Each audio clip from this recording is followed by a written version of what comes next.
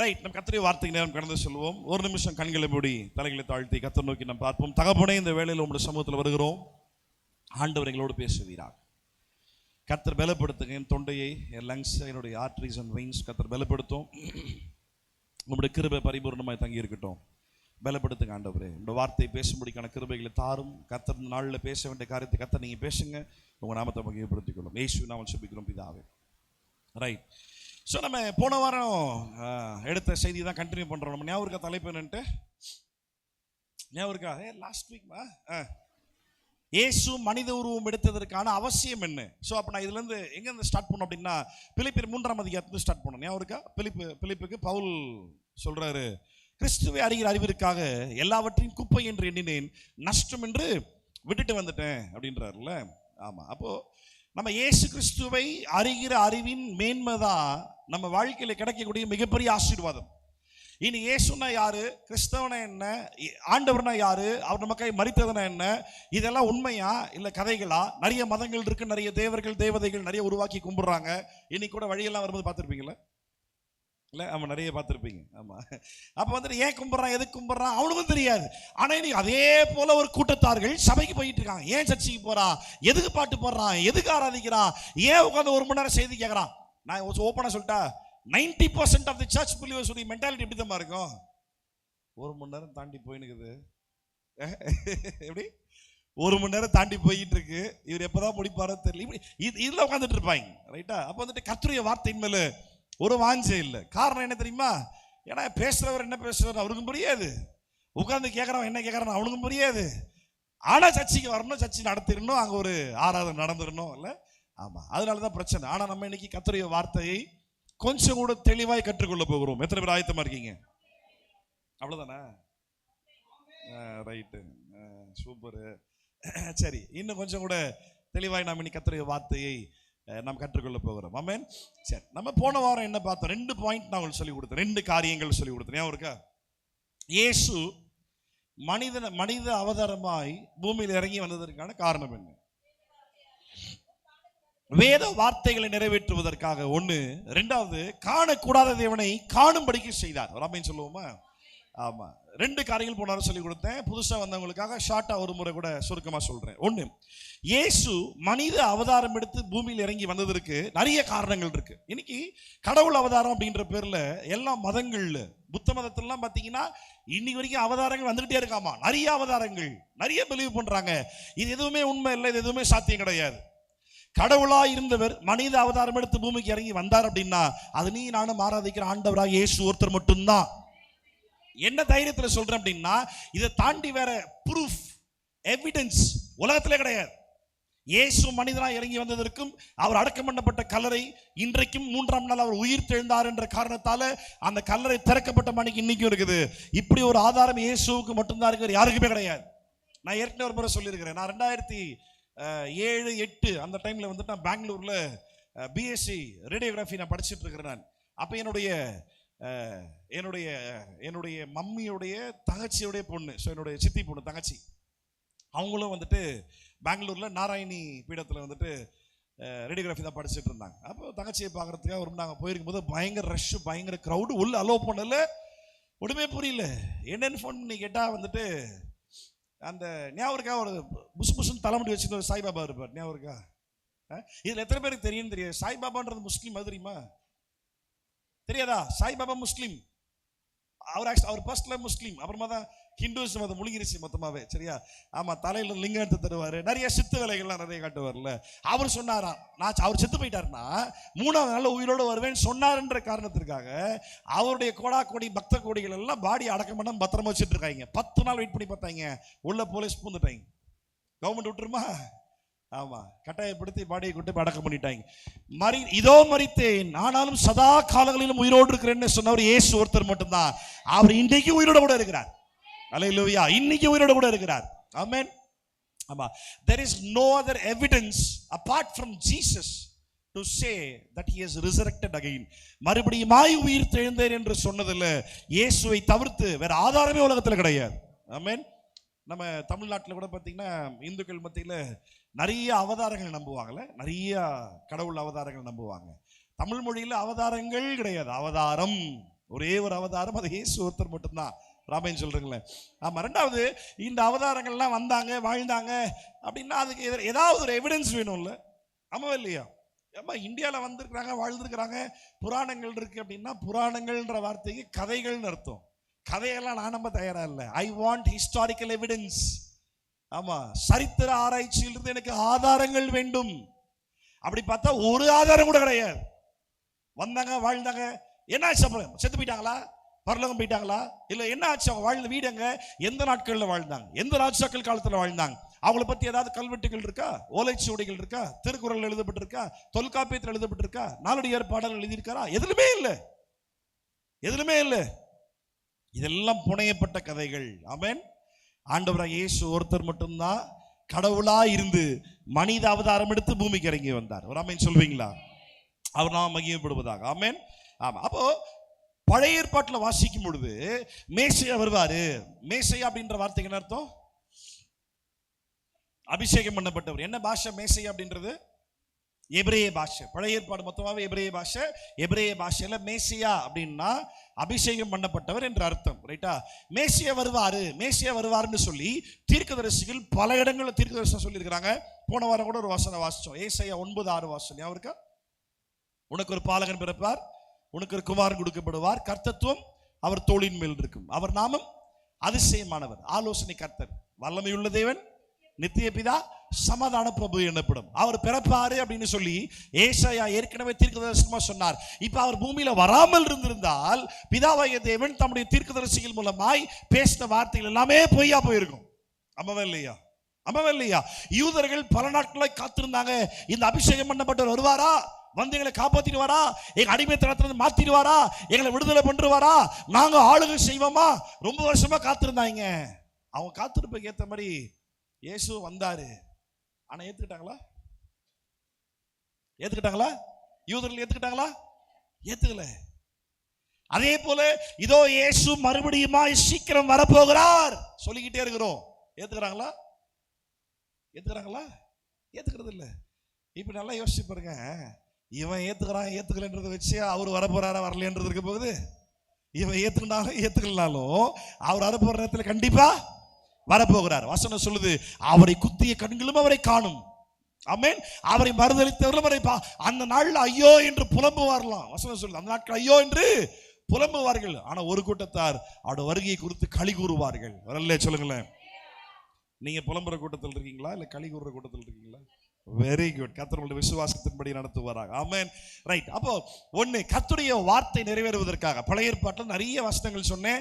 அவைகள் எல்லாம் இயேசு மனித அவதாரம் எடுத்து வந்தபடியினால் நிறைவேறிற்று. ஆமென். இரண்டாவது, காண முடியாத தேவனை காணும்படிக்கு செய்தார். அல்லேலூயா. ஆமா. இன்னைக்கும் கூட வந்துட்டு கடவுள்னா யாருன்னே தெரியாதனாலதான் இவனுங்கெல்லாம் ஒரு பழமொழி வச்சிருக்காங்க, பிடிச்சி வச்சதெல்லாம் பிள்ளையாரு இல்ல, அது களிமண்ணா இருக்கட்டும், இல்ல வெறும் மண்ணா இருக்கட்டும், இல்ல சாணியா இருக்கட்டும், இல்ல எதெல்லாம் பிடிச்சி வைக்கிறோன்னா அதெல்லாம் அவனுக்கு சாமி தான். ஏன் தெரியுமா? ஏன்னா இவனுக்கு கடவுள்னா யாருன்னே தெரியாது. அதனால இவனுக்கா என்னெல்லாம் வேணுமோ அதெல்லாம் இவனுக்கு கடவுள் தான். அதெல்லாம் இவனுக்கு சாமி தான், அதெல்லாம் இவனுக்கு கடவுள் தான். நம்ம வந்துட்டு நல்லா கவனிங்க, நம்ம வந்துட்டு எந்த ஒரு உருவத்தையும் தெய்வமாக வழிபடுறது அல்ல. நம்ம ஆண்டவர் ஜீவனுள்ள தேவனாக இருக்கிறார், அவர் ஆவியான தேவனாக இருக்கிறார். What is existence of God? கடவுளுடைய இயல்பாய் ஆண்டவர் இருக்கிறவராகவே இருக்கிறார்ல. எப்படி இருக்கார்? மனுஷன் இருக்காரா? உருவமா இருக்காரா? எப்படி இருக்கிறாரு? ஆவியா இருக்கார். மாம்சம் இருக்கா? கை கால் இருக்கா? கண்ணு மூக்கு வாய் இருக்கா? அவர் உருவம் இருக்கா? உருவம் இருந்தால் அவர் எவ்வளவு ஹைட் நடத்து கேள்வி கேட்பேன்.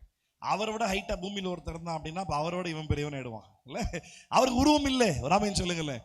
ஆமா, he doesn't have a shape. இன்னைக்கு நம்ம கருணாமூர்த்தி பார்த்திருக்கீங்களா? நான் சின்ன வயசுல பார்த்துருக்கேன், வீட்டில் போட்டு கட்ட வைங்க. உங்களுக்கு தெரியாது கருணாமூர்த்தி படம்? ஏசுநாதர் படம் பார்த்துருக்கீங்களா? ஆமா ஆமா, கருணாமூர்த்தி. இப்போ இந்த காலத்து பசங்க கிட்ட கேட்கணும் அப்படின்னா பேஷன் ஆஃப் கிரைஸ்ட் பார்த்துருக்கீங்களா? மெல் கிப்சன் நடிச்ச படம். ஆமா, அவன் ஏசு மாதிரி மாத்திரம் நடிக்கல, அவனும் பல ரோல் நடிச்சிருக்கான் அவன். இனி அது தெரியாம அந்த போட்டோ எடுத்து வச்சு ஏசுநாதர் போட்டோ வேற பார்த்துட்டு இருக்காங்க. அதான் ஐயோ ஐயோ ஏசு இல்ல.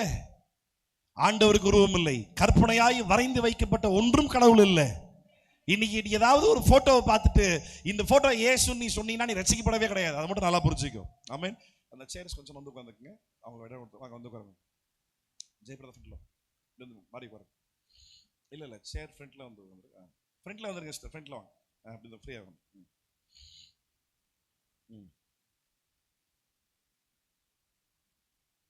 கர்த்தர் நல்லவர்.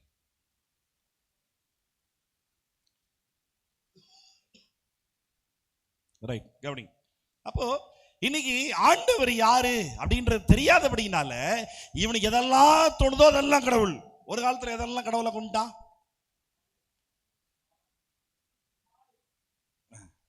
அது ஒரு பாயிண்ட். மாடு அது இப்பதான் கரெக்டா வர. முதல்ல மனிதர்கள் எதை கடவுளை கும்பிட்டாங்க தெரியுமா? இவனை விட கொஞ்சம் பவர்ஃபுல்லா எதெல்லாம் தெரியுதோ அதெல்லாம் கடவுள். சரியா? என்னது நண்டா?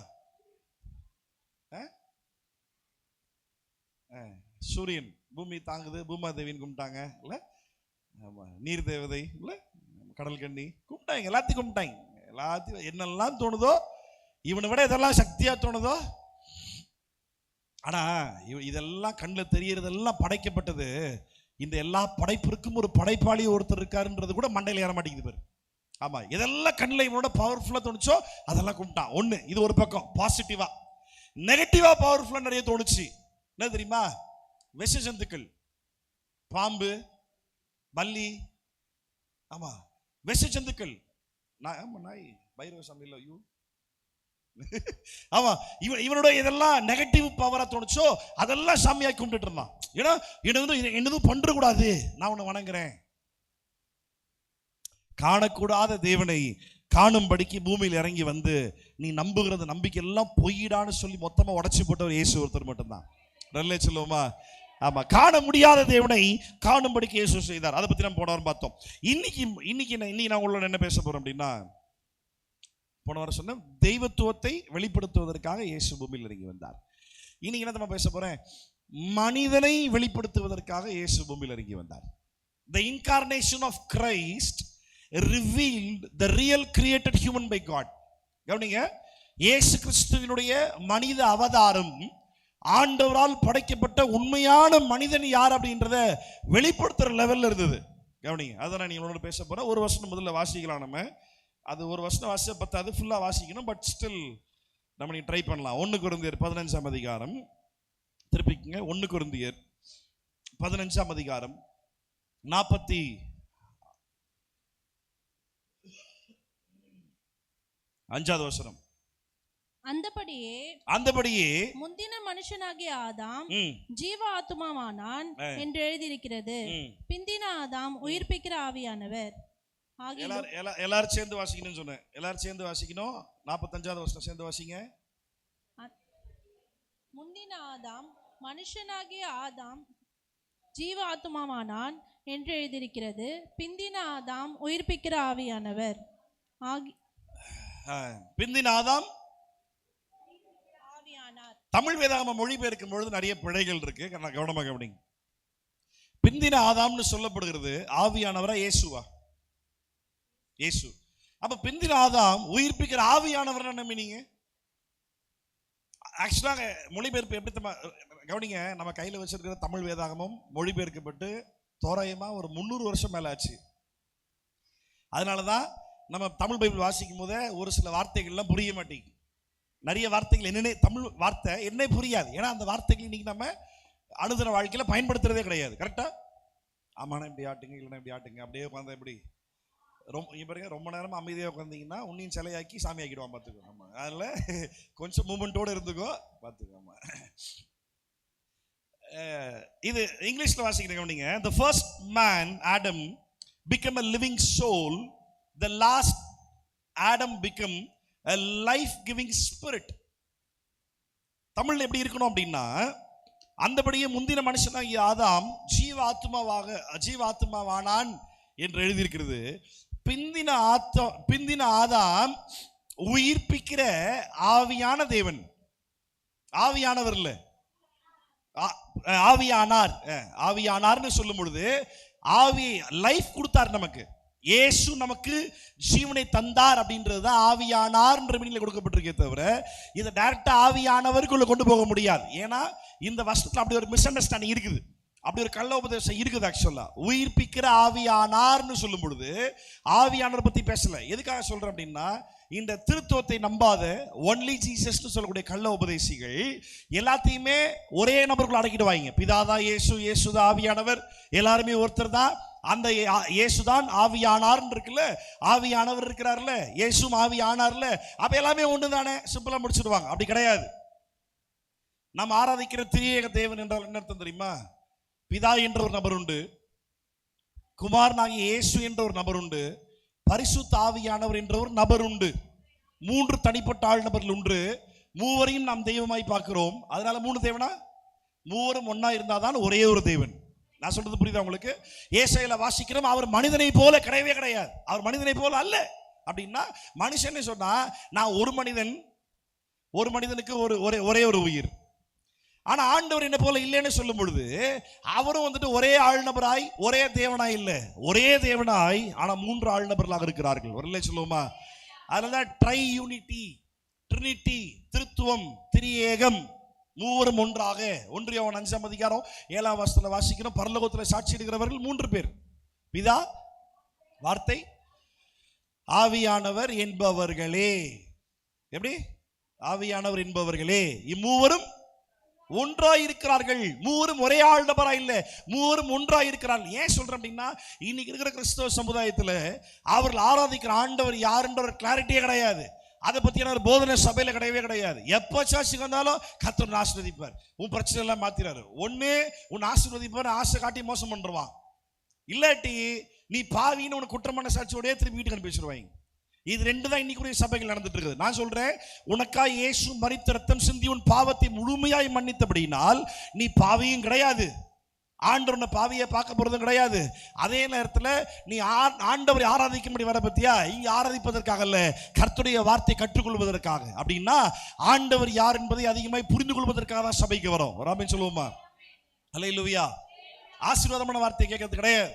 எது ஆசீர்வாதம்? நீ வாங்க முடியாத ஒரு பொருள் வாங்கிட்டீங்கன்னா அது பேர் ஆசீர்வாதமா? நீ கற்பனை பண்ணி பார்க்க முடியாத ஒரு வீட்டை நீ கட்டிட்டீங்கன்னா அது பேர் ஆசீர்வாதமா? எத்தனை நாளைக்கு? மூணாறுல ஃப்ளட் வந்துச்சு, அப்புறம் ஆந்திராலங்க விஜயவாடாவா ஃப்ளட் வந்துச்சு, அடுத்த ஃப்ளட் சென்னைக்கு வந்தா கெட்ட வீடு எங்க போவோம்? அவ்வளவுதான். பொருளாதாரத்தில் அல்ல ஆசீர்வாதம், என் தேவன் யார் என்பதை புரிந்து கொள்வதுதான் ஆசீர்வாதம். இந்த உலகத்துல யாரும் தர முடியாத ஒரு சமாதானம் எனக்குள்ள வருது பத்தியா, அதுதான் மெய்யான ஆசீர்வாதம். எந்த பாவத்தில் விடுதலையாக முடியாம ஸ்ட்ரகிள் பண்ணிக்கிட்டு இருந்தனோ, கிறிஸ்துவை அறிகிற அறிவு நிமித்தமாய் இந்த பாவ அறிவை மேற்கொள்ள முடிச்சது பத்தியா, அது ஆசீர்வாதம். ஆமென்.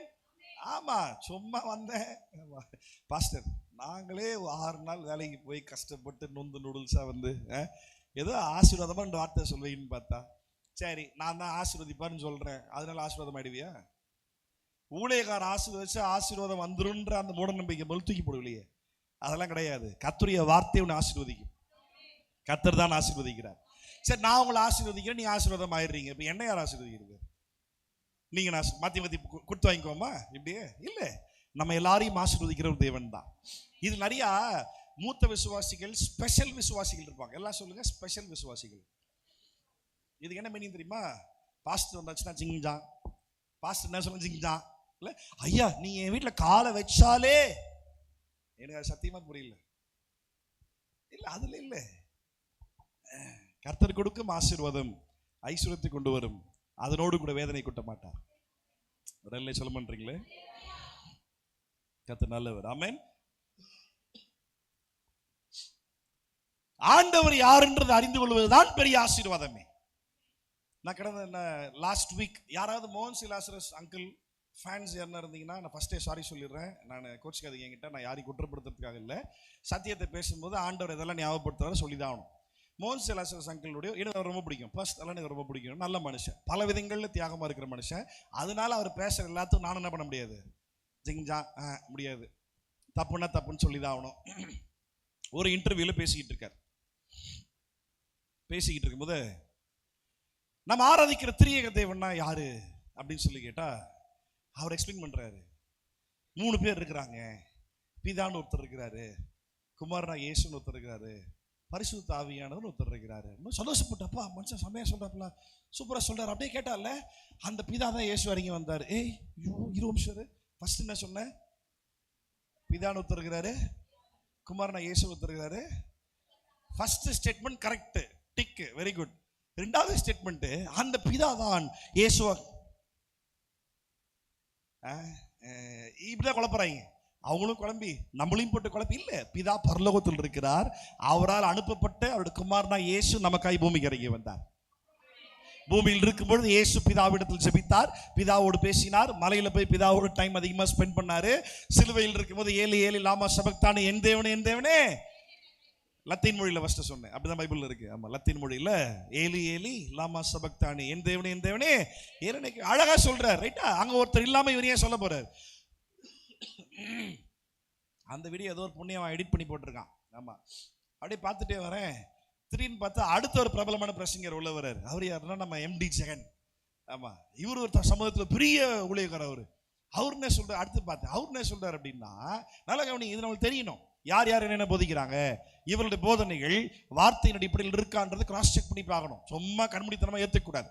பெரிய கூட்டம் போகுதுன்றனால அக்செப்ட் பண்ணக்கூடாது. உங்க ஆத்மாவை நஷ்டப்படுத்திக்காத, சரியா? கவனிக்கிறீங்களா?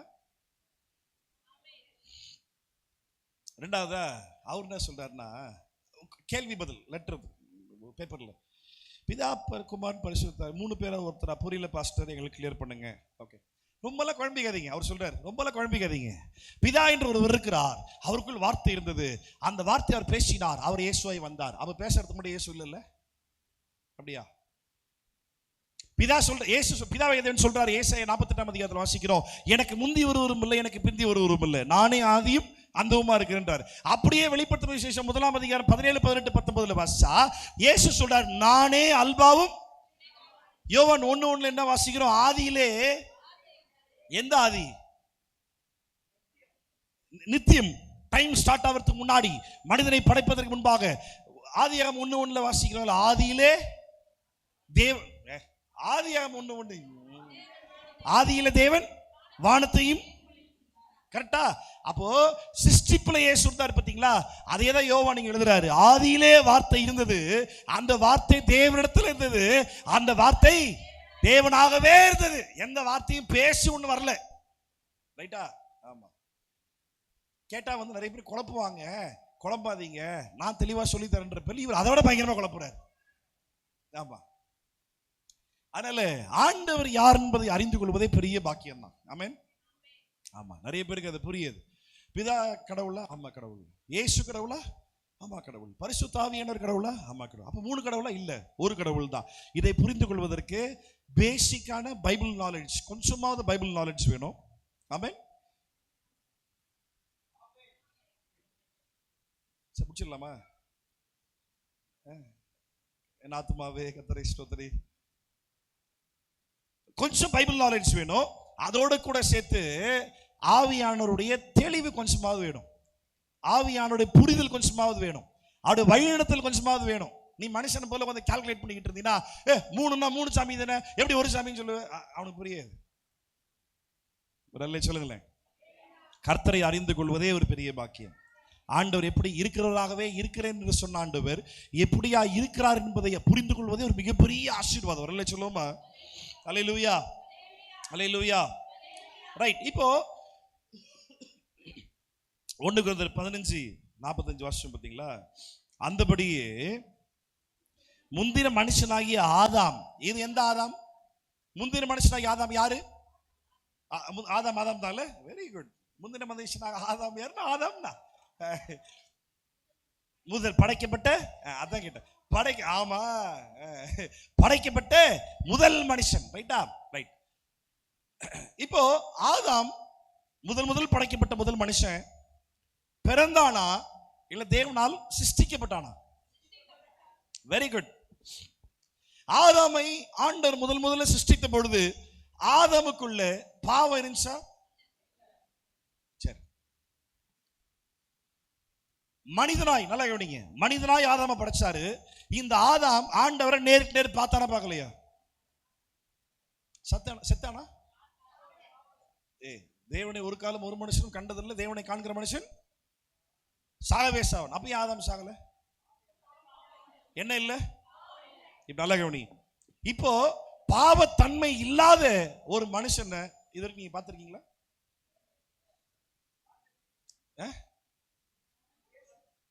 நீ அப்பட இயேசுவை பார்த்த?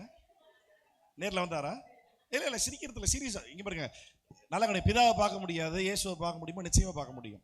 ஏன் பார்க்க முடியும்? இயேசு ஆவியாகிய தேவனா இருந்தாலும் கூட அவர் சரீர பிரகாரமாகவே உயிர் தெழுந்தார். மெட்டாபிசிக்ஸ் சொல்லுவோம், ரைட்டா? இங்கிலீஷ்ல மெட்டாபிசிக்ஸ் அப்படின்னா அவர் ஆவிக்குரிய உலகத்தில் ஒரு சரீரம் உள்ளவராகவே இன்றைக்கும் இருக்கிறவராகவே இருக்கிறார். அது எந்த ஒரு லிமிடேஷன்ஸும் இல்லாம, எந்த ஒரு கடவுளுக்கு எந்த ஒரு என்ன சொல்றது லிமிடேஷன் தமிழ்ல சொல்லுங்களேன் யாராவது. லிமிடேஷன் அளவு, ஒரு அளவே இல்லாம அளவற்ற தேவனாய் ஆனா உயிர் தெழுந்த சரீரத்தோடு இன்றைக்கும் இருக்கிறார். மெட்டாபிசிக்ஸ். ஆமா. இப்போ அந்த இயேசுவை பார்க்க முடியுமா? நிச்சயமா பார்க்க முடியும். ஏன்னா சீசர்கள் தரிசனம் பண்ணாரா தோமாக்கு? அந்த மாதிரி உனக்கு அப்புறம் என்ன விளக்கண்ண பார்த்த?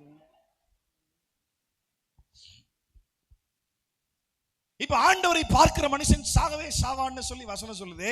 அப்ப ஆதாம் மனிதனா இருந்தும் ஆண்டவர் நேருக்கு நேர் பார்த்தோம், சாகல. ஆதியாகமம் 1ஆம் அதிகாரத்துல வாசிக்கிறோம், எல்லா குளிர்ந்த மாலை வேளையில ஆதாமோடு கூட ஆண்டவர் உலாவும்படி இறங்கி வருவாராம். பேசிட்டாங்க, பழகினாங்க. they were in a proper perfect relationship. ஒரு மனிதனுக்கும் ஆண்டவருக்கும் ஒரு பூரணமான ஒரு முழுமையான ஒரு ரிலேஷன்ஷிப் இருந்துச்சு. ஆமென். வீட்டில் போயிட்டு ஜெபம், ஆண்டவர்களை பார்க்கணும். பவுலுக்கு மட்டும் தரிசனமாவீரா? எனக்கும் கேளு, கண்டிப்பா நிச்சயமா இயேசு தரிசனமாவார், இல்லைன்னா சொல்லவே முடியாது. ஆமென். ஆமா. சோ கவனிங்க, முதலாம் ஆதாம் ஜீவாத்மாவானான் என்று எழுதியிருக்கிறது. பிந்தின ஆதாம், அப்போ முதல் ஆதாமுக்கு என்ன பிரச்சனை? இப்போ இரண்டாவது ஒரு ஆதாம் வர வேண்டிய அவசியமா இருக்குது. அப்ப முதலாம் ஆதாமுக்கு என்ன பிரச்சனை? பாவத்துல விழுந்துட்டான், ரைட்டா? ஆமாவா இல்லையா? நிறைய பேருக்கு தெரியுமான்னு தெரியல, ஒரு புது இன்ஃபர்மேஷனா இருக்கும்னு நினைக்கிறேன். முதல் மனுஷனுக்கு என்ன பேரு? இரண்டாவது மனுஷனுக்கு என்ன பேரு? மனுஷி, ஏவாள் தானே. ஆனா ஒண்ணு சொல்லட்டுமா, ஹீப்ரு லாங்குவேஜ்ல ஆதாம் ஏவாள் ரெண்டு பேருக்கும் சேர்த்து ஆதாம் தான் பேர். அது தெரியுமா? ஆதாம் ஏவாள் ரெண்டு பேருக்கு சேர்த்து ஆதாம் தான் பேர். ஃபார் எக்ஸாம்பிள், ஆமா, உங்களுக்கு கொஞ்சம் ஹீப்ரு தெரிஞ்சுன்னா நான் சொல்லி தருவேன். கர்த்தர் கிருபையில எனக்கு கொஞ்சம் ஹீப்ரு தெரியும். ஆமா, ஆதாமுக்கும் ஏவாளுக்கும் சேர்த்து ஆதாம் தான் பேரு. உங்களுக்கு டவுட்டா இருந்ததுன்னா நீங்க ஆதியாகமம் 5ஆம் அதிகாரம் முதல் வசனம் வாசிச்சு பார்த்தா உங்களுக்கு ஆன்சர் இருக்கும். பாவம் செஞ்சுட்டாங்க. இப்ப ஆண்டவர் வராரு. வந்த உடனே என்ன கேட்கிறாரு?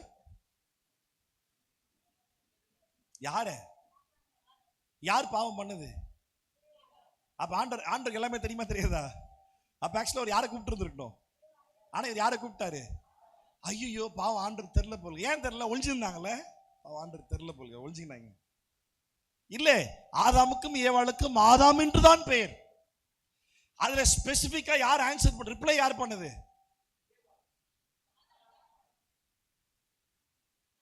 என்ன கொலகாரர் ஆக்கிடாத. ரிப்ளை பண்ணது யாரு? ஆதாம் ரிப்ளை பண்ணா. பாவம் பண்ணது யாரு? ஏன் ஆதாம் ரிப்ளை பண்ணா?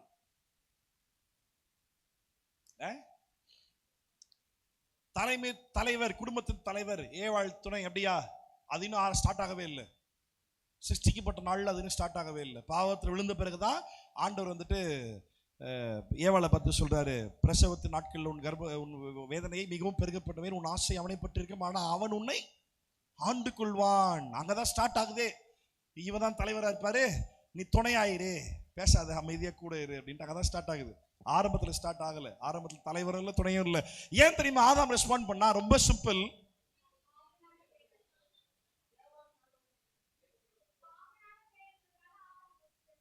வெரி குட், எல்லா ஆன்சரும் கரெக்ட். ஆனா நான் எதுவுமே பேத்துக்க போறது இல்ல. Very good, Jesus. யாருன்னா ஆதாம் கிட்ட தான் முதல்ல ஆண்டவர் சொன்னாரு. ஆதாம் கிட்ட ஆண்டவர் என்ன சொன்னாரு? தோட்டத்தின் விருட்சத்தில் உள்ள எந்த பழத்தையும் புசிக்கலாம், ஆனா நடுவுல ஒண்ணுது பத்தியா, அதை மட்டும் என்ன பண்ணாத. இது ஆதாம் கிட்ட சொல்லும் பொழுது ஏவாள் படைக்கப்பட்டிருந்தாளா? இல்ல, கிடையாது. ஆதாமுக்கு அயர்ந்த நித்திரை வர பண்ணி ஒரு விழா இளமையை உருவினார், இல்ல? அதுல ஏவாளை உண்டு பண்ணினார். அது ஆதாம் பார்த்தோன்னு சொன்னா, என் மாம்சத்தின் மாம்சமும் என் எலும்பின் எலும்புமானவள் அப்படின்னு ஏத்துக்கிட்டான். இப்ப ஆண்டவர் ஆதாமுக்கு சொன்ன எல்லாத்தையுமே ஏவாள் கிட்ட ஆதாம் சொல்லியிருப்பானா? சொல்லியிருக்க மாட்டானா? கண்டிப்பா சொல்லியிருப்பான் இல்ல. அப்போ ஆண்டவர் கூப்பிடும் பொழுது ஆதாமே ஆதாமே நீ எங்கே இருக்கிறாய்? ஆண்டவரே நான் நிர்வாணியா இருக்கிறபடினால ஒளிஞ்சிக்கிட்டு இருக்கேன்.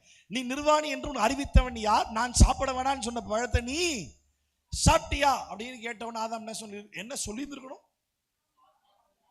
ஆமா சாமி சாப்பிட்டேன் சாமி, தெரியாம சாப்பிட்டேன் சாமி அப்படின்றதுதான். ஏன்டா அப்படி பண்ற வாடா அப்படின்னு அங்கேயே ஒரு விஷயத்தை முடிச்சு விட்டு இருந்திருப்பாரு. ஆனா நம்ம ஆதாம் ரொம்ப ஸ்பெஷலான ஆட்கள். ஆண்களுக்கு எப்பவுமே ஒரு மென்டாலிட்டி என்ன, நாங்க எல்லாத்தையும் ஹேண்டில் பண்றோம் இல்ல. ஆண்களுக்கு அந்த மென்டாலிட்டி இருக்கா இல்லையா? நாங்க அதெல்லாம் சமாளிச்சிருவோம், நாங்க அதெல்லாம் பார்த்துருவோம் இல்ல. ஆமா, அழுகிற அழுவை, ஆமா அழுகிற வரம் பெண்களுக்கென்றே கொடுக்கப்பட்டது. ஆம்பளை அழமாட்டாங்க, அப்படியே கஞ்சி போட்டு அயன் பண்ண சட்டை மாதிரி வரப்பா இருப்பாங்க எப்பவுமே. நோ ஃபீலிங்ஸ், நோ சூடு, நோ சொர்ணை, நத்திங். ஆமா, நோ ஃபீலிங்ஸ்.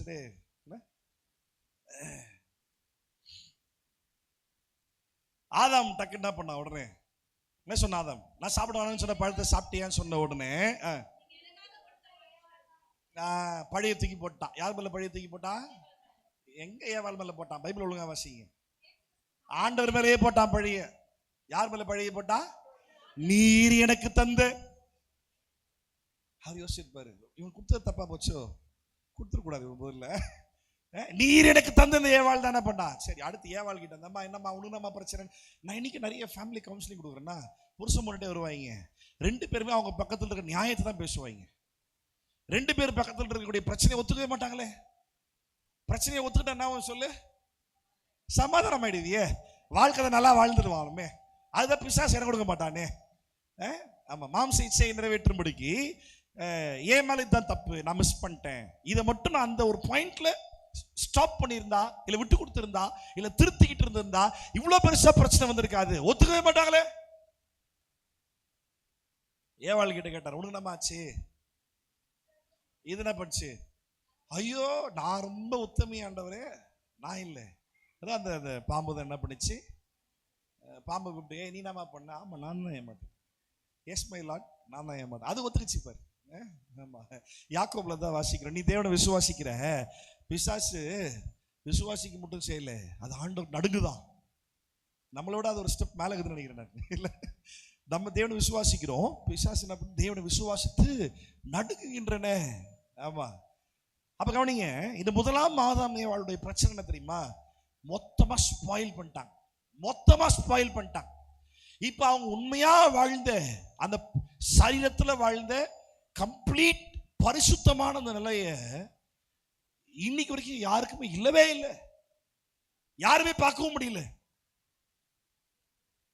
அப்படியே ஒரு வேளை இந்த உலகத்துல பார்த்திருக்க முடியுமா அப்படின்னு கேட்டா எஸ், பார்த்திருக்க முடியும். யார் மூலமா பார்த்திருப்பாங்க?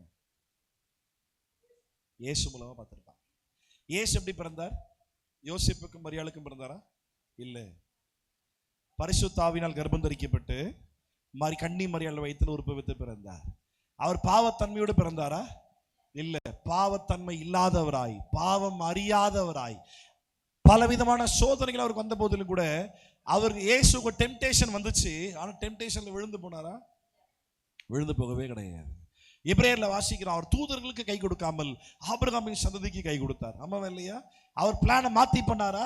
அங்கிட்ட ஏற்கனவே பாவத்துல தேவனுடைய சிருஷ்டிப்பு, முதல் சிருஷ்டிப்பு தூதர்கள் விழுந்து போனாங்களே, அவளை காப்பாற்றுறதுக்காக என்ன பண்ணாரா? இல்ல, மனிதனை காப்பாற்றுவதற்காக பிளானை பெர்ஃபெக்ட்டா செஞ்சு முடிச்சார். அப்ப நல்லா கவனிங்க, இயேசு மனித அவதாரம் எடுத்து மனிதனாய் பூமியில இறங்கி வந்த பொழுது பாவத்தன்மை இல்லாதவராய் வந்தார். பார்த்தீங்களா? That is where we got an idea about how God really created Adam in the beginning. இயேசு மனிதனாய் பூமியில இறங்கி வந்தபடினாலதான் பாவம் இல்லாம, பாவத்தன்மை இல்லாம இந்த மனுஷனா பூமியில ஒரு மனுஷன் வாழ முடியும் அப்படின்றதுக்கு ஆதாரமே இயேசுதான். உண்மையான மனிதனை வெளிப்படுத்துவதற்காக பூமிக்கு இறங்கி வந்தார். ஒண்ணு. ரெண்டாவது, மனிதனுடைய பாவத்தன்மையை புரிய வைப்பதற்காகவே இயேசு இறங்கி வந்தார். உடனே சொல்லுமா அல்லேலூயா. The incarnation of Jesus is to reveal the real human created by God. உண்மையாகவே பாவத்தன்மை இல்லாத ஒரு ஆதாம் ஒரு காலத்துல மனிதனாய் ஆண்டவர் நேற்று பார்த்தா பார்த்தீங்களா? அந்த நிலைமையை அது ரியல்னு சொல்லி ப்ரூவ் பண்றதுக்காகவே இயேசு மனித அவதாரம் எடுத்து பூமிக்கு இறங்கி வந்தார். வரல சொல்லுங்க பாப்போம். அவருக்கே மகிமை உண்டாட்டும். நல்ல வரல சொல்லுங்க. அல்லேலூயா. ரைட். அப்போ 1 பேதுரு 2 ஆக்சுவலி இந்த 1 கொரிந்தியர் ஃபுல்லா வாசிக்கணும். சரி, ஒன்று பண்ணலாம். 1 கொரிந்தியர் 15ஆம் அதிகாரம், 1 கொரிந்தியர் 15:35 இருந்து சேர்ந்து வாசிப்போமா? 1 கொரிந்தியர் 15:35 எல்லாரும், நம்ம சர்ச்சில் ஒரு ரூல் இருக்கு, எப்போ பைபிள் வாசிச்சாலும் எல்லாரும் சேர்ந்து தான் வாசிக்கணும். ஒருத்தர் மைக்கில் வாசிச்சாங்கன்னா கூடவே ஃபாலோ பண்ணுங்க, சேர்ந்து வாசிங்க. 1 கொரிந்தியர் 15:35 இருந்து வாசிங்க. இன்னைக்கு இதை நான் செய்தி எடுக்க போறதில்லை, இதுக்குள்ள போனா டைம் நிறைய போயிடும். ஒரு ஐடியா உங்களுக்கு கிடைக்கட்டும், வாசிக்கலாம். ஆகிலும் மரித்தோர் எப்படி எழுந்திருப்பார்கள், எப்படிப்பட்ட சரீரத்தோடே வருவார்கள் என்று ஒருவன் சொல்வானாகில், புத்தியினனே, நீ விதைக்கிற விதை செத்தால் ஒழிய உயிர்ப்பிக்க மாட்டாதே.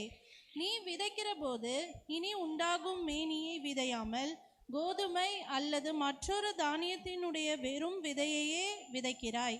அதற்கு தேவன் தமது சித்தத்தின்படியே மேனியை கொடுக்கிறார். விதை வகைகள் ஒவ்வொன்றிற்கும் அதற்கேற்ற மேனியையே கொடுக்கிறார். எல்லா மாம்சமும் ஒரே விதமான மாம்சம் அல்ல. மனுஷருடைய மாம்சம் வேறே, மிருகங்களுடைய மாம்சம் வேறே, மச்சங்களுடைய மாம்சம் வேறே, பறவைகளுடைய மாம்சம் வேறே. வானத்துக்குரிய மேனிகளும் உண்டு, பூமிக்குரிய மேனிகளும் உண்டு. வானத்துக்குரிய மேனிகளுடைய மகிமையும் வேறே, பூமிக்குரிய மேனிகளுடைய மகிமையும் வேறே. சூரியனுடைய மகிமையும் வேறே, சந்திரனுடைய மகிமையும் வேறே, நட்சத்திரங்களுடைய மகிமையும் வேறே. மகிமையிலே நட்சத்திரத்துக்கு நட்சத்திரம் விசேஷித்திருக்கிறது. மரித்தோரின் உயிர்த்தெழுதலும் அப்படியே இருக்கும். அழிவுள்ளதாய் விதிக்கப்படும், அழிவில்லாததாய் எழுந்திருக்கும். கனவீனம் உள்ளதாய் விதைக்கப்படும், மகிமை உள்ளதாய் எழுந்திருக்கும். பலவீனம் உள்ளதாய் விதைக்கப்படும், பலமுள்ளதாய் எழுந்திருக்கும். ஜென்ம சரீரமும் உண்டு, ஆவிக்குரிய சரீரம் எழுந்திருக்கும். ஜென்ம சரீரமும் உண்டு, ஆவிக்குரிய சரீரமும் உண்டு. அந்தபடியே முந்தின மனுஷனாகிய ஆதாம் ஜீவாத்மாவானான் என்று எழுதியிருக்கிறது. பின்னின ஆதாம் உயிர்ப்பிக்கிற ஆவியானார். ஆகிலும் ஆவிக்குரிய சரீரம் முந்தினது அல்ல, ஜென்ம சரீரமே முந்தினது. ஆவிக்குரிய சரீரம் பிந்தினது. முந்தின மனுஷன் பூமியிலிருந்து உண்டான மண்ணானவன், இரண்டாம் மனுஷன் வானத்திலிருந்து வந்த கர்த்தர். மண்ணானவன் எப்படிப்பட்டவனோ மண்ணானவர்களும் அப்படிப்பட்டவர்களே. வானத்திற்குரியவர் எப்படிப்பட்டவரோ வானத்திற்குரியவர்களும் அப்படிப்பட்டவர்களே. மேலும் மண்ணானவனுடைய சாயலை நாம் அணிந்திருக்கிறது போல வானவருடைய சாயலும் அணிந்து கொள்வோம். சகோதரரே, நான் சொல்லுகிறது என்னவெனில், மாம்சமும் இரத்தமும் தேவனுடைய ராஜ்யத்தை சுதந்திரிக்க மாட்டாது, அழிவுள்ளது அழியாமையை சுதந்திரிப்பதும் இல்லை. இதோ ஒரு ரகசியத்தை உங்களுக்கு அறிவிக்கிறேன், நாம் எல்லாரும் நித்திரை அடைவதில்லை. ஆகிலும் கடைசி எக்காலம் தொனிக்கும் போது ஒரு நிமிஷத்திலே ஒரு இமைப்பொழுதிலே நாம் எல்லாரும் மறுரூபமாக்கப்படுவோம். எக்காலம் தொனிக்கும், அப்பொழுது மரித்தோர் அழிவில்லாதவர்களாய் எழுந்திருப்பார்கள், நாம் மறுரூபமாக்கப்படுவோம். போதும், அப்படியே வாசிட்டே போன வாசிக்கலாம். அழிவுள்ளதாகி இது அழியாமையும் சாவிக்கிறதோ என்ன தெரியுமா? இயேசு மனித அவதாரம் எடுத்து பூமிக்கு வந்தார். வந்து அப்படியே செட்டில் ஆகல, மரித்தார். மரிச்சு அப்படியே முடிஞ்சு போகல, உயிர்ப்பிக்கப்பட்டார். எதுல முதல்ல உயிர்ப்பிக்கப்பட்டார்?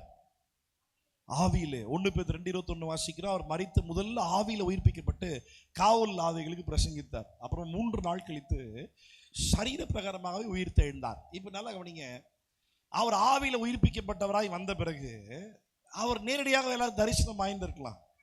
சரீர பிரகாரமாய் இயேசு உயிர் தெழுவதற்கான அவசியம் என்ன? மறுபடியும் சொல்லவா? அவர் மரித்து முதல்ல ஆவியில உயிர்ப்பிக்கப்பட்டார். பாதாளத்தில் போய் காவலில் ஆவிகளுக்கு பிரசங்கித்தார். அது 1 பேதுரு 2ஆம் அதிகாரம் 21 வாசிக்கிறோம். சரியா? இப்போ இல்ல இப்போ வாசிக்க வேண்டாம், டைம் இல்ல, டைம் போயிட்டே இருக்கு.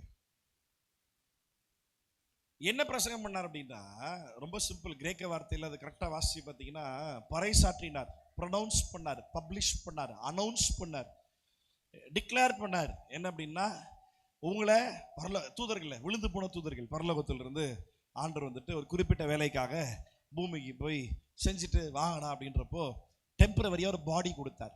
ஆபிரகாம் வீட்டுக்கு 3 தூதர்கள் வந்தாங்க. ஆவியா வரல, சரீரமாய் வந்தார்கள். ஆபிரகாம் என்ன பண்ணா, தன் மந்தையிலிருந்து கொழுத்த கன்று அடித்து அவர்களுக்கு விருந்து செஞ்சு போட்டான். சாப்பிட்டு போனாங்க எல்லாருமே. தூதர்கள் டெம்பரவரியா பாடிலி ஃபார்ம்ல இறங்கி வந்தாங்க. பிறந்து வரல. ஆனா இயேசு கிறிஸ்து மனிதனாய் பூமியில பிறந்து மனிதனாகவே வளர்ந்து பாவம் அறியாதவராய் பாவம் இல்லாதவராய் இருந்தார். எல்லா விதமான சோதனை வந்த போதிலும் கூட அவர் பாவம் செய்யல. கடைசி வரைக்கும் சிலுவையின் மரண பரியந்தம் வரைக்கும் கீழ்ப்படிந்தவராகி, பிலிப்பியர் 2 வாசிக்கிறோம் நம்ம, ரைட்டா? பிதாவின் சித்தத்தை பெர்ஃபெக்ட்டா நிறைவேற்றினார். அதை இயேசு பிறக்கும் பொழுது பரலோகம் ஆவலா பார்த்துட்டு இருந்ததா. தூதர்கள் எல்லாம் பிறந்த இயேசுவை தொழுது கொண்டாங்களாம். ராமின் சொல்லுங்களேன், என்ன என்ன பார்த்துருப்பாங்க அப்படி ஆவலா அப்படின்னு கேட்டீங்கன்னா, எங்களெல்லாம் பிதா வந்துட்டு திடீர்னு ஒரு வேலையப்பா இங்க வா போ அப்புறம் வீட்டில் போய் சொல்லிட்டு வா அப்படின்னா, அங்கே போயிட்டு திருப்பி வரத்தில் நாங்கள் படுற பாடுகுது. ஐயோ யோ யோ யோ இது இல்லாடான்னா அவர் தம்முடைய குமாரனை வந்துட்டு பிறந்து குட்டி பிள்ளையா பிறக்க வச்சு அனுப்புறாரு. என்ன ஆகுமோ தெரியலையே. ஐயோ, தூதர்களுக்கு தேவனோட திட்டமே புரியல. ஒன்றும் ஆவலா பார்த்துட்டு இருக்காங்க எல்லாருமே. இயேசு பர்ஃபெக்டா வேலையை செஞ்சு முடிச்சார். ஒரு அல்ல சொல்லுவோமா? பர்ஃபெக்டா வேலையை செஞ்சு முடிச்சார். இப்போ அவர் மரித்து முதல்ல ஆவியில உயிர்ப்பிக்கப்பட்டு பாதாளம் போய் காவலில் உள்ள ஆவிகளுக்கு பிரசங்கித்தார். அந்த காவல் ஆவிகள் யார் தெரியுமா? நோவா பேழையை உண்டு பண்ணும்போது கீழ்ப்படியாமல் போன ஆவிகள், ரைட்டா? ஞாபகம் ஆதியாகமம் 6ஆம் அதிகாரத்தில் மனுஷ தேவகுமாரர்கள் மனுஷகுமாரத்திகள் சௌந்தரியம் உள்ளவர்கள் என்று கண்டு தங்களுக்குள்ளே பெண் கொண்டார்கள். பூர்வத்தில் அவர்கள் பிறந்த பிள்ளைகள் பலவான்கள் என்று எண்ணப்பட்டார்கள். புரியுது ஞாபகம்? ரைட். இப்போ இயேசு அனௌன்ஸ் பண்றாரு. என்ன தம்ம சொல்றாரு? உங்களை டெம்பரவரியா போய் ஒரு வேலையை செஞ்சுட்டு வாங்கினாலும் செய்ய முடியல உங்களால். ஆனா இவரு பிதாவுடைய சித்தத்தை நிறைவேற்ற முடியும் அப்படின்றதற்காக மனிதனாய் பிறந்து மனிதனாகவே வளர்ந்து மனிதர் கையிலே செத்து உயிர்ப்பிக்கப்பட்டு முதல்ல தான் போறாரு. ஃபெயிலா போன ஸ்டூடெண்ட் போயிட்டு, ஃபெயிலா போனீங்க, நான் பாஸ் ஆயிட்டேன்டா, பிதாவுடைய சித்தத்தை நிறைவேற்றிட்டேன் அப்படின்னு போய் ஒரு அனௌன்ஸ்மெண்ட், ரைட்டா? ஏன்னா கத்தோலிக்க மக்கள் செத்துட்ட பிறகு ஒரு வாய்ப்பு இருக்குன்னு சொல்லி இதுக்கு இந்த வேத பகுதியை வச்சுக்கிட்டு செபிச்சிட்டு இருக்காங்க. செத்து போடுங்க தாத்தாவை பரலாம் கொண்டு போயிடுங்க ஆண்டவரே, செத்து போடுங்க பாட்டி என்ன பண்ணுங்க பரலாம் கூட்டு போயிடுங்க அப்படி ஜெபம் பண்றாங்க. ரெண்டாவது என்னன்னா, செத்து போனவங்க கிட்ட ஜெபம் பண்ணுறான். செத்து போனவன் புனிதன் பரிசுத்தவன் ஆயிட்டா, ஆண்டுட்டு போயிட்டான் அப்படின்ட்டு இங்கே உட்காந்துன்னு இயேசுன்ற மத்தியஸ்தர் மூலமா பிதா கிட்ட செபிக்காம செத்து போனவன் தாத்தா பாட்டி மூலமா, பாட்டி எங்களுக்காக இயேசு கிட்ட பேசிங்களா கொஞ்சம். இந்த எல்லா கள்ளபதேசமும் இந்த 1 பேதுரு 2:21 தான் தவறான புரிதலால வருது. இயேசுவை போய் பிரசங்கம் பண்ணல, ரைட்டா? ஒருவேளை செத்து போன மனிதர்களுக்கு பிரசங்கம் பண்ணி மறுபடியும் பரலோகம் கொண்டு போறது வாய்ப்பு இருக்குது அப்படின்னா, இங்க இந்த கிரௌட்லயே இருக்கிற கேடுகட்ட பாவி நான் ரசிக்கப்படுத்த வாய்ப்பு கிடையாது. அப்படி நான்லாம் ஜாலியா பாவம் பண்ணிட்டு எப்படியும் செகண்ட் சான்ஸ் உண்டுறது. அங்க இயேசு வந்து பிரசங்கம் பண்ணுவாரு, என்ன பண்ணலாம்? அங்க ஒரு ஆமா போட்டு ஆமே ஆண்டவரே அப்படி கூட போயிடலாம். ஆமாவே இல்லையா? வாய்ப்பு இல்லை, அது வாய்ப்பே கிடையாது. காவல் ஆவியிலும் பிரசங்கித்தார். சரி, இப்ப பாயிண்ட்டுக்கு வாங்க. ஆவியில உயிர்ப்பிக்கப்பட்டு அப்படியே சீசர்கள் தரிசனம் ஆயிருந்திருக்கலாம். 3 நாள் கழித்து மறுபடியுமாய் சரீர பிரகாரமாய் உயிர் தழ வேண்டுவதற்கு காரணம் என்ன? என்னது? அவரு சிலுவையில பலியாகணும், பலி ஆயிட்டாரு. விசுவாசிக்கும் ரட்சிப்பு உண்டு. அதையும் தாண்டி சரீர பிரகாரமாய் உயிர் தெழுவதற்கு அவசியம் என்ன? நமக்கும் அதே சரீர உயிர் தெழுதல் உண்டு என்பதை நிரூபிப்பதற்காகவே இயேசு செய்தார். 1.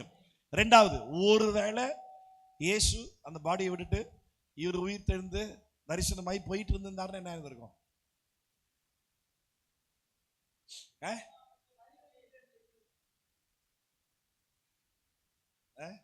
ஒருவேளை இயேசு உயிர் தெழுந்து சரீரமா உயிர் தெழல, இவர் ஆவியில உயிர்ப்பிக்கப்பட்டாரு, சீசர்கள் காணப்பட்டாரு, பரலோகம் போயிட்டாரு அப்படின்னு ஆயிடுச்சுன்னா என்ன ஆயிருந்திருக்கும்?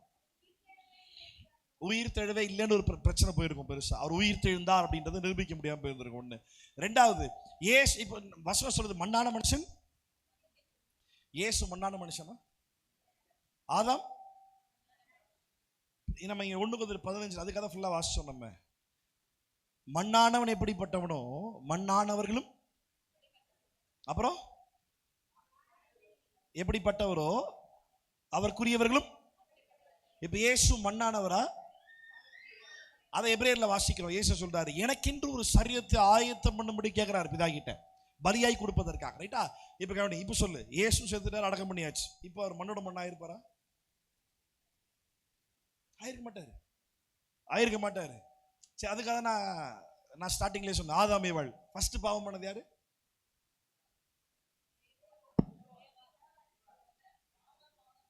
காலங்காலமா சொல்லி கொடுத்து உங்களால விட்டுற மாடு மேய்க்க போனா 2 குட்டியாவது போடும். ஆமா. முதல்ல பாவம் பண்ணது யாரு? அடுத்து அப்ப அப்புறம் அடுத்து அவள் தான்டா சொல்ற, அவ்வளவுதான். யோசிக்கிற நானா அவனா இல்ல ஜெகநாதா இருப்பான் கண்டிப்பாக. அதான் பாயிண்ட். கவனி, இப்ப அதான் வரேன் நான். ஆதாம் பண்ண பாவத்துக்கு ஆதாமே ஆண்டவர் சபிச்சார். என்ன சபிச்சாரு? நீ என்ன சம்பாதிச்சாலும் உன் சம்பளம் உனக்கு பத்தாதுடா. இன்னைக்கு எதனா ஒரு ஆம்பளை கிட்ட போய் கேட்டு பாருங்களா, நீங்க வாங்குற சம்பளம் போதுமானதா இருக்கா? ஒண்ணுமே பத்த மாட்டேங்குது பாஸ்டர். நான் கூட சபைக்கு நிறைய செய்யணும்னு நினைக்கிறேன், ஒன்றும் பத்த மாட்டேங்குது. இது நீ எத்தனை கோடி சம்பாதிச்சாலும் தான் சொல்ல போற, அது மாறவே மாறாது. ஒண்ணு, ஏவாள் கிட்ட போய் ஏவாளுக்கு என்ன சாபத்தை கொடுத்தாரு? அதுக்கு முன்னாடி வேதனை இருந்திருக்காதோ? வசனம் தெளிவா சொல்லுது, உன் வேதனை மிகவும் பெருக பண்ணுவேன். அப்ப அதுக்கு முன்னாடி வேதனை இருந்தது, இப்ப வேதனை பெருக பண்றாரு. ஆனா அது இல்ல சாபம். அந்த வசனத்தை ஃபுல்லா வாசிங்க. உன் ஆசை உன் புருஷனை பற்றி இருக்கும், ஆனா அவன் தான் உன்னை ஆண்டு கொள்வான். ரைட்டா? என்ன மீனிங் தெரியுமா இதுக்கு?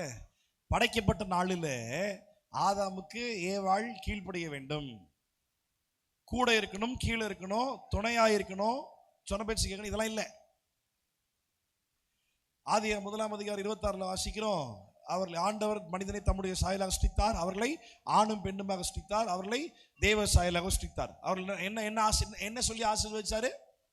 பலுகி பெருகி பூமியை நிரப்புங்கள், ஆகாயத்து பறவைகளை, மிருக ஜீவன்களை, சமுத்திரத்து மத்ஸ்யங்களை ஆண்டு கொள்ளுங்கள்.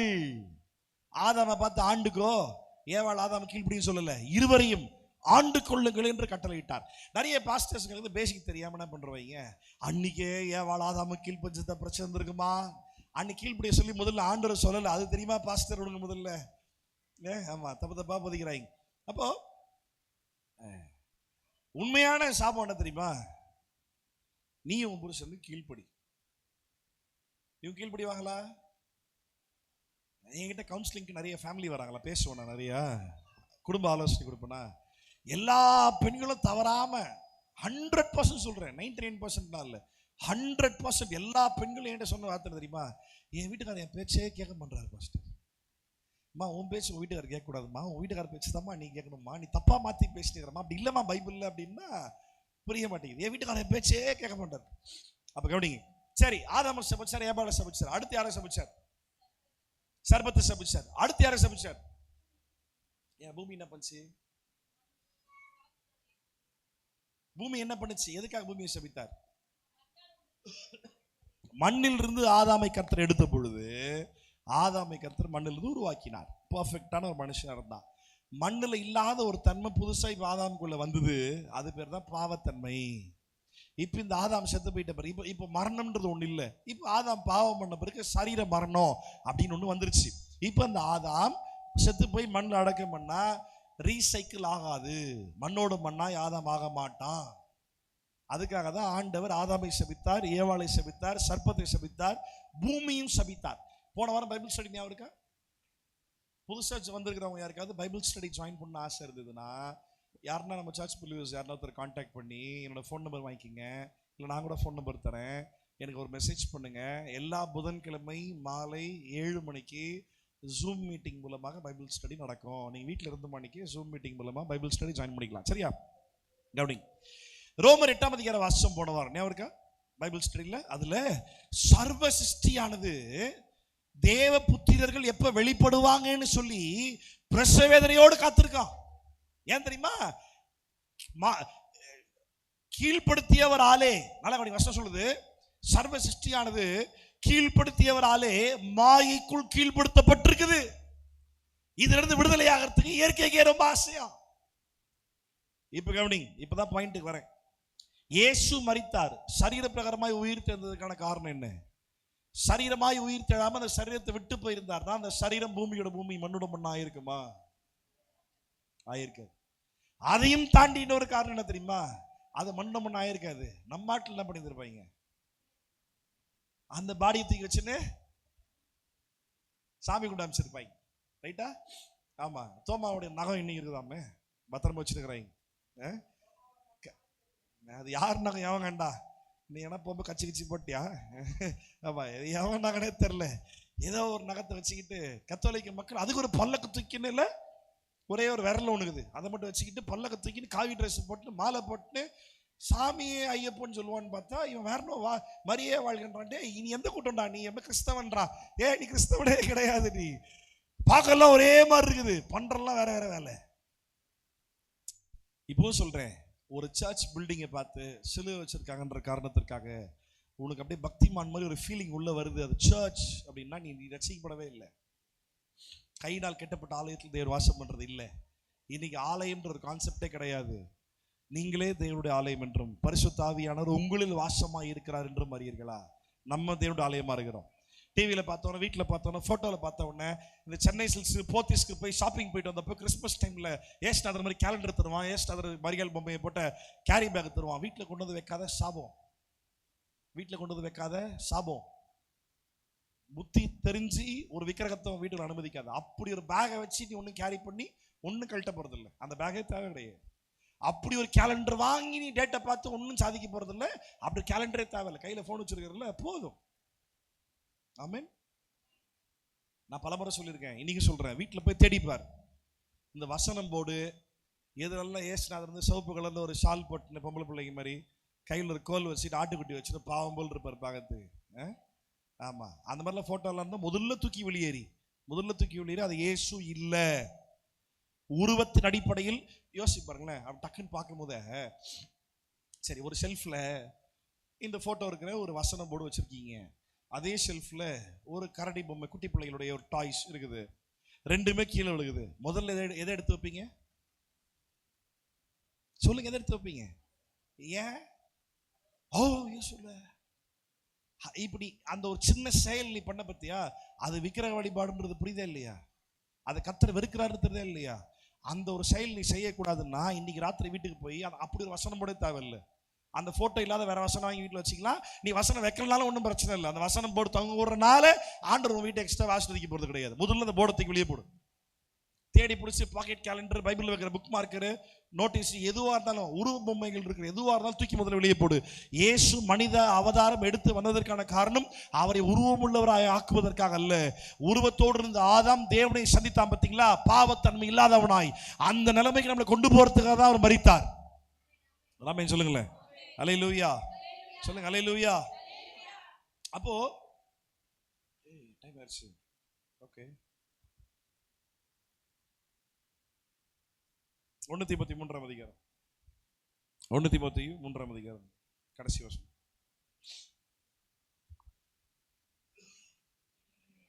அன்றியும் தேவ பக்திக்குரிய ரகசியமானது யாவரும் ஒப்புக்கொள்கிறபடியே மகா மேன்மை உள்ளது. தேவன் மாம்சத்திலே வெளிப்பட்டார், ஆவியிலே நீதி உள்ளவர் என்று விளங்கப்பட்டார், தேவ தூதர்களால் காணப்பட்டார், புறஜாதிகளிடத்தில் பிரசங்கிக்கப்பட்டார், உலகத்திலே விசுவாசிக்கப்பட்டார், மகிமையிலே ஏறெடுத்துக் கொள்ளப்பட்டார். சொல்லுமா, தேவன் மாம்சத்தில் வெளிப்பட்டார். யார் வெளிப்பட்டது? அந்த தேவனுடைய பெயர் என்ன? இயேசு. அவர் கடவுளா இல்லையா? ராமன் சொல்றீங்க. தேவன் மாம்சத்தில் வெளிப்பட்டார். அவரை தவிர்த்து வேறு தேவன் அல்ல. தெய்வத்துவத்தினுடைய ஒரு நபராக இருக்கிற அவரும் முழுமையான தேவன் தான். பிதாவுக்கும் பரிசுத்தாவிக்கும் சரிசமமாக இருக்கிற தேவன் தான். அவர் நமக்காக மனிதனாய் அவதரித்து வந்த ஒரு முக்கியமான நோக்கம் என்ன? மனிதன் யார் அப்படின்றத வெளிப்படுத்துவதற்காக. அவர் விசுவாசிக்கிறவர்களுக்கு உயிர்த்தெழுதல் உண்டு. அந்த உயிர்த்தெழுதல் இதே மாதிரி தெரியும் பார்க்கறதுக்கு, ஆனா இதே பாடி கிடையாது. இதே பாடி கிடையாது. மாம்சமும் ரத்தமும் இருக்கக்கூடிய இதே பாடி இல்லை, பார்க்க இதே மாதிரி இருக்கும், ஆனா இதே பாடி கிடையாது. மறுரூபமாக்கப்பட்ட சரீரம். இன்றைய எப்படி நல்லா யோசிச்சு பாருங்க, ஆண்டவர் பண்ண வெளியேற பெற்ற ஒரு தியாகம் இதுதான். ஆண்டவருக்கு இல்லாத ஒரு எக்ஸ்பீரியன்ஸ் நமக்காக அதை அவர் ஏற்றுக்கொண்டார். நீ யோசிச்சு பாருங்களேன், ஆண்டவருக்கு இல்லாத எக்ஸ்பீரியன்ஸ் என்ன? அவருக்கு எல்லாமே தெரியும் அவருக்கு. ஆனா என்னைக்காவது கடவுள் மனுஷனா பூமிக்கு இறங்கி வந்த அந்த அனுபவம் இருக்கா? சொல்லுங்க. ஆண்டவருக்கு மனுஷனா பூமியில் இறங்கி வந்த அனுபவம் ஆண்டவர் இருக்கா? இல்ல. உனக்காக எனக்காக அந்த அனுபவத்தையும் அவர் ஏற்றுக்கொண்டார். ஆவியாயிருந்த ஆண்டவர் மனிதனாய் பூமிக்கு இறங்கி வந்தார். சரி, வந்ததோட முடிஞ்சு போச்சா? இல்ல. மறுபடியும் அதே சரீரத்தோடு உயிர் தெழுந்து சீஷர்கள் பார்த்துக்கிட்டே இருக்கிறாங்க. நான் வசனம் எடுத்து வச்சிருக்கிறேன், நிறைய இருக்கு படிக்கிறதுக்கு, டைம் இல்லைன்றதுனால நான் சத்தியத்தை மட்டும் சொல்லிட்டே போறேன், கவனிங்க. சீஷர்கள் பார்த்துட்டே இருக்கிறாங்க. மேகத்து மேல் எடுத்துக்கொள்ளப்படுறாரு, மரித்து உயிர் தெழுந்து 3ஆம் நாள் பரலோகம் போயிட்டு திருப்பி வந்துட்டு 40 நாள் தரிசனம் பண்ணார். 40வது நாள் முடியும் பொழுது கலிலேயாவில் எல்லா சீஷர்களையும் கூப்பிட்டு மீட் பண்றாரு. வசனம் சொல்லுது, மத்தேயு கடைசி அதிகாரம் கடைசியில, அங்கே சீஷர்கள் அவரை தொழுது கொண்டார்கள், சிலரோ அவர் மேல் சந்தேகப்பட்டார்கள். அவர்கள் பார்த்து கொண்டே இருக்கும் பொழுது அப்படியே எடுத்துக்கொள்ளப்பட்டாரு. ஒரு மேகம் வந்து அவரை கவர் பண்ணி தூக்கிட்டு போயிருச்சு. அங்க ஒரு தேவதூதன் வந்து சொல்றான், அவர் எப்படி போனாரோ அப்படியே திரும்பி வருவார். அப்போ ஆவியாய் இருக்கிற ஆண்டவர் மனித அவதாரம் எடுத்து பூமிக்கு வந்து இங்கே அந்த வந்ததோடு இந்த வேலை முடியல. இன்றைக்கும் அதே உயிர்ப்பிக்கப்பட்ட அதே உயிர்த்தெழுதலின் சரீரத்தோடு இன்றைக்கும் அவர் இருக்கிறார். அப்படின்னா உனக்கும் எனக்கும் அதே உயிர்த்தெழுதல் உண்டு என்பதை காண்பிப்பதற்காக தான், உன்னையும் என்னையும் ரட்சிப்பதற்காக ஒரு மனித அவதாரம் எடுத்து வந்தாரு. அந்த ஒரு மனித அவதாரம் அப்படின்ற எக்ஸ்பீரியன்ஸ் ஆண்டவர் என்னைக்குமே கிடையாது. எனக்கு தெரிஞ்சு ஆண்டவர் செஞ்ச மிகப்பெரிய சாக்ரிஃபைஸ் ஹியூமன் இன்கார்னேஷன், மனித அவதாரம். அல்லேலூயா. ஆமா, நம்ம அதை ஒருபோது அசட்டை பண்ணவே கூடாது. ஆமென். ஆமா, அதை ஒருபோது நம்ம ரொம்ப கேஷுவலாக எடுத்துக்கவே கூடாது. இன்னும் அவரை குறித்து நம்ம அதிகமாய் பார்ப்போம். ஆனால் இன்னைக்கு இல்லை, அடுத்த வாரம் தொடர்ந்து கண்டினியூ பண்ணலாம், டைம் ஆயிடுச்சு. அடுத்த வாரம் மறுபடியுமாய் இயேசு மனித அவதாரம் எடுத்து வந்ததனுடைய நோக்கங்கள், காரணங்கள் என்ன அப்படின்றத நம்ம தொடர்ந்து பார்ப்போம். போன வாரமாவது பரவாயில்ல, 2 குறிப்பு சொல்ல முடிச்சு, நீங்கள் 1 தான் சொல்ல முடிச்சிருக்குது. பரவாயில்ல, அடுத்த வாரங்களில் கர்த்தர் தொடர்ந்து நம்மோடு பேசுவார். புதிதாய் வந்திருக்கிறவர்களே இயேசுவின் நாமத்தில் வாழ்த்துக்கிறேன், உங்களை ஆசீர்வதிக்கிறேன். விருப்பப்பட்டீங்கன்னா தாராளமாக தொடர்ந்து வாங்க. சந்தேகங்கள் இருக்குமானால் கால் பண்ணி கேளுங்க, என் நம்பர் வாங்கிக்கிங்க. கண்டிப்பாக உங்களுக்கு கர்த்தருடைய வார்த்தை சத்தியத்தை போதிக்க எப்பவுமே ஆயத்தமாக இருக்கிறேன். ஆமென். கண்களை மூடி ஜெபிப்போம். கண்களை மூடி. பிதாவே, நாங்கள் நன்றி செலுத்துகிறோம்ப்பா. இயேசுவே, இந்த நல்ல நாளில் உம்மை குறித்து நாங்கள் அறிந்து கொள்ள தேவன் தந்த இரக்கங்களுக்காய் உமக்கு நன்றி. ஆண்டவரே, நீர் மனித அவதாரம் எடுத்து வந்ததனுடைய நோக்கம் உண்மையாகவே நீங்க மனுஷன்னு சொல்லி ஒரு ஆதாம படைச்சிங்களப்பா, பாவத்தன்மையே இல்லாம, ஒரு தகப்பன் தாய்க்கு பிறக்காம நீங்க நேரடியாகவே உங்களோட கரத்தால் சிருஷ்டித்து அவன் நாசியில ஜீவ சுவாசத்தை ஊதி நீர் அவன் ஜீவ ஆத்மா வானான் என்று வேதத்தில் வாசிக்கிறோம். அதே விஷயத்தை 1 கொரிந்தியர் 15 வாசிச்சோம். முந்தின ஆதாம் ஜீவாத்மாவா இருந்தான், பிந்தின ஆதாம் உயிர்ப்பிக்கிற ஆவியான தேவன். ஆண்டவரே, முதலாம் மனிதன் நிமித்தமாய், எந்த மனிதன் நிமித்தமாய், எந்த மனிதனுடைய கீழ்ப்படியாமை நிமித்தமாய் இந்த உலகத்துல சாபமோ பாவமோ வியாதியும் மரணமும் பிசாசின் ஆளுகையும் வந்ததோ, அதே மனித அவதாரத்தோடு அதே மனித உருவத்தோடு நீர் எங்களுக்காக இறங்கி வந்து ஆண்டவரே, அந்த பாவத்திலிருந்து, சாபத்திலிருந்து, வியாதியிலிருந்து, மரண பயத்திலிருந்து ஆண்டவரே நீர் எங்களை விடுதலையாக்கியதற்காக நாங்கள் நன்றி செலுத்துகிறோம். முதலாம் மனிதனாகிய ஆதாமை நாங்கள் பின்பற்றல, 2ஆம் ஆதாமாகிய இயேசுவை, உயிர் தரக்கூடிய எங்கள் ஜீவனுள்ள ஆண்டவரை நாங்கள் பின்பற்றுகிறோம். இன்னும் கர்த்தாவே, தொடர்ந்து நீர் எங்களுக்காய் மனித அவதாரம் எடுத்து வந்ததனுடைய நோக்கத்தை நாங்கள் வாசிக்கும் பொழுது, படிக்கும் பொழுது உம்மை குறித்து இன்னும் அதிகமாய் புரிந்து கொள்ள கர்த்தர் கிருபை செய்யுங்க டாடி. பிதாவே, நான் இவர்களிடத்தில் உம்மை வெளிப்படுத்தினேன், இன்னும் வெளிப்படுத்துவேன் என்று இயேசு சொன்னீரே. உம்மை குறித்து வாசிக்கும் பொழுது இன்னும் அதிகமாய் தகப்பன் நீர் எங்களுக்கு வெளிப்படுத்துவீராக. உமக்கே மகிமை உண்டாகட்டும். நீர் தொடர்ந்து எங்களோடு பேசுங்க. உம்முடைய சத்திய அறிவு எங்களுக்கு ஒரு ஞானத்தை உண்டு பண்ணட்டும். உம்மை அறிந்து கொள்ளக்கூடிய அறிவு எங்கள் வாழ்க்கையில் விடுதலையும் சமாதானத்தையும் உண்டு பண்ணட்டும். உம்மை குறித்து இன்னும் அதிகமாய் நாங்கள் அறிந்து கொள்ள வேண்டும் என்ற ஒரு ஆசையும் ஒரு தாகமும் இவர்களுக்குள்ள அதிகரிக்கும் நான் ஜெபிக்கிறேன். அப்போஸ்தலனாகிய பவுல் சொன்னது போல, கிறிஸ்துவை அறிகிற அறிவின் மேன்மைக்காக எல்லாவற்றையும் குப்பை என்று எண்ணினேன், நஷ்டம்னு விட்டுட்டு வந்துட்டேன் என்று சொன்னது போல, ஆண்டவரே, நாங்கள் உம்மை அறிவதற்காக, அதற்கு ஈடாக இந்த உலகத்தில் ஒன்றுமே இல்லை என்பதை நாங்கள் உணர்ந்து எங்களுடைய கவனங்கள் எல்லாம் உங்க மேல இருக்க கர்த்தர் கிருபை செய்யுங்கப்பா. உமக்கே மகிமை உண்டாகட்டும். உமக்கே எல்லா துதிகளையும் ஸ்தோத்திரங்களையும் நாங்கள் எடுக்கிறோம். இயேசுவின் நாமத்தில் ஜெபிக்கிறோம். எங்கள் ஜெபம் கேளும் நல்ல பிதாவே, ஆமென். ஆத்துமாவே கர்த்தரை ஸ்தோத்திரி, முழுமே பரிசுத்த நாமத்தை ஸ்தோத்திரி. ஆத்துமாவே கர்த்தரை ஸ்தோத்திரி. கர்த்தர் செய்த சகல உபகாரங்களையும் மறவாதே. அவர் அக்கிரமங்களை எல்லாம் மன்னித்து நோய்களை எல்லாம் குணமாக்கி பிராணனை அழிவுக்கு விலக்கி மீட்டு கிருபையினாலும் இரக்கத்தினாலும் முடிசூட்டி நன்மையினால் வாயை திருப்தியாக்குகிறார். கழுகுக்கு சமானமாய் வயது திரும்ப வாழ வயது போலாகிறது. ஆமென். ஆசீர்வாதம் பெற்றுக்கொள்வோம். நம் திரியேக தேவனாகிய பிதா குமாரன் பரிசுத்தாவி நாமத்தினால நம் அனைவருக்கும் கிருபையும் சமாதானமும் தேவ அன்பும் பரிசுத்தாவியானவருடைய அந்யோன்யமும் ஐக்கியமும் இன்றைக்கும் சதா காலங்களிலும் ஆண்டவராக இயேசு வரும் வரைக்கும் நம் அனைவரோடும் கூட இருந்து நடத்துவதாக. ஆமென். அல்லேலூயா, அல்லேலூயா, அல்லேலூயா. மார்னதா, இயேசு சீக்கிரம் வரப்போகிறார்.